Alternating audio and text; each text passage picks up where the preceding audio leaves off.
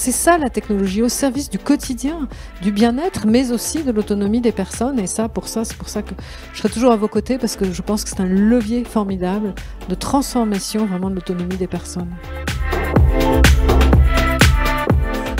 Des startups récentes qui ont des très beaux parcours. Je pense à deux lauréats de l'an dernier là, qui sont en train de lever des fonds en dizaines de millions d'euros, notamment Lexilight, Crocogo Digital également qui prépare une levée de fonds. On a Diablo Loop qui est dans le FT 120. Je dirais du sens. Ça c'est très important. Du sens, et je pense que c'est aussi ce que recherche notre société, les clients et les entrepreneurs pour bonne partie d'entre eux. Nous, notre objectif, c'est vraiment c'est de mettre le non-voyant de manière autonome et que ce soit pas de l'assistanat, qu'il ne soit pas là à être guidé, à tourner à gauche, aller tout droit, etc., lever le pied. Que ce soit vraiment la personne qui analyse son environnement et qui le traite comme nous on le fait en tant que voyant. On voit qu'il y a un obstacle par terre, donc si c'est notre sac à dos, on veut peut-être le ramasser ou on veut peut-être l'enjamber. On a utilisé en fait une solution de reconnaissance déjà des mains en fait, qui est développée justement par Google, qui s'appelle MediaPipe. Et en fait, derrière, en fait, on applique notre propre intelligence artificielle qui en fait, à partir de la reconnaissance des mains, ça nous permet voilà, de reconnaître des signes.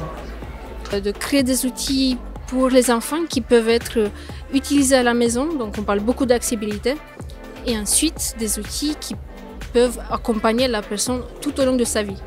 C'est vrai qu'on est très excités des JO déjà, en soi, c'est un super événement qui va arriver et ça nous laisse un peu le temps de se préparer, voilà, pour équiper un certain nombre de malvoyants pour profiter de toutes les épreuves sportives. Enfin, on espère un maximum d'épreuves sportives.